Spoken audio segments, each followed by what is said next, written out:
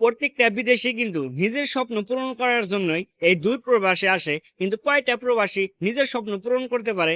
আসসালামু আলাইকুম, সবাই কেমন আছেন? আলহামদুলিল্লাহ ভালো আছি।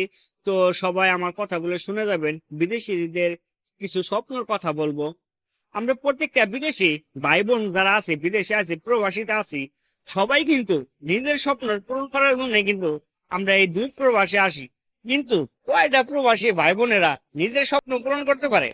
তো বুকে হাত দিয়ে বলবেন, যারা দেশে থাকতে নিজের স্বপ্ন পূরণ করার জন্য এই বিদেশে আইছেন, তারা বুকে হাত দিয়ে বলেন তো, যে বিদেশ আসার পর কখনো কি ইচ্ছা হয়েছে যে নিজের স্বপ্নগুলো পূরণ করবি?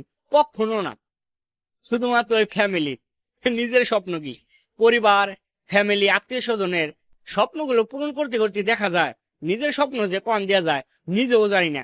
যে সময় স্বপ্ন ছিল, কত কিছু কেনার ইচ্ছা ছিল, ওই সময় পকেটে একটা টাকাও ছিল না।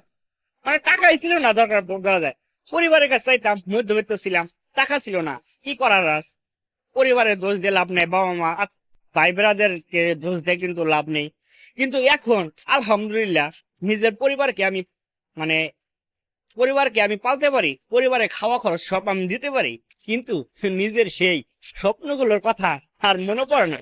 যদিও কোনোদিন হঠাৎ করে রাতে মনে পড়ে, তখনই মনে হয় যে না, আমার নিজেরই একজনের জন্য, আনন্দের জন্য তো পরিবারে দেখ কতটি মানুষের আনন্দ নষ্ট হয়ে যাবে। প্রত্যেকটা প্রবাসী কিন্তু কোনো কিছু একটা কেনার আগে সে সবসময় ভাবে যে আমি যদি এই জিনিসটা কিনি, তাহলে কিন্তু আমার একজনের জন্য দেখা যায় আমার পরিবারে অনেকে কিনতে পারবো না। প্রত্যেকটা প্রবাসীর জীবনে কিন্তু অনেকগুলো গল্প থাকে, প্রত্যেকটা প্রবাসীর নিজস্ব একটা করে গল্প থাকে, কিন্তু অনেকে বলে, অনেকে বলে না। তো আজকে হঠাৎ করে কেমন জানি মনে হলো, তাই আপনাদের মাঝে একটু শেয়ার করতেছি। প্রত্যেকটা বিদেশি, প্রত্যেকটা ভাই বোন যারা বিদেশে, দেশের বাইরে কাজকর্ম করে, প্রত্যেকটা মানুষের কিন্তু জীবনে একটা করে কাহিনী আছেই।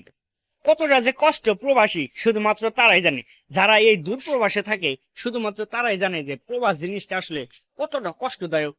তো একটা কথা বলবো, যে প্রত্যেকটা প্রবাসী ভাই বোনদের জন্য আমরা যারা দেশে আছি সবাই দোয়া করবেন।